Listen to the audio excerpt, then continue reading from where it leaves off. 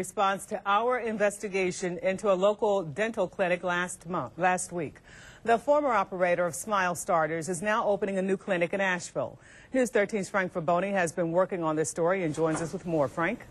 Last week we reported how Dr. Letitia Balance and partner Michael DeRose agreed to a $10 million settlement. They were accused of bilking Medicaid by performing pulpotomies or baby root canals on young children when they apparently weren't necessary. Now parents in Asheville are coming forward saying it happened to them too.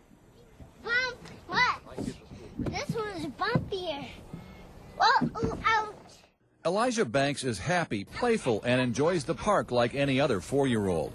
But just mention the word dentist and watch what happens. Do you remember going to the dentist? 11 crowns, she says Dr. Balance gave him in one sitting.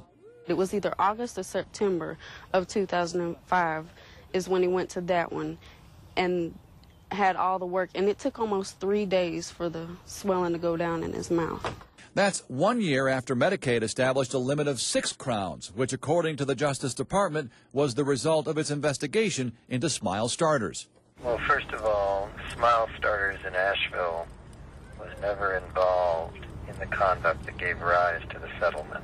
Dr. Balance's Charlotte attorney told us last week the Asheville office wasn't involved in these alleged practices and that children were given as much treatment as possible in one sitting as a convenience.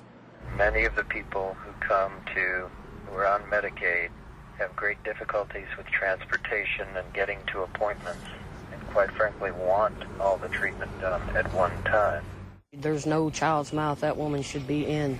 Elijah's grandmother is angry. What did she do to your grandson? She hurt him. I mean, she put a fear in him that only time's going to be able to take away if it does.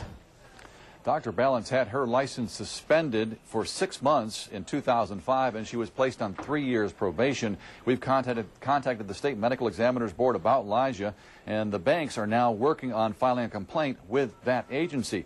Of course, we'll follow the story and bring you any developments just as soon as they happen. Live in the News Center, Frank Faboni, News.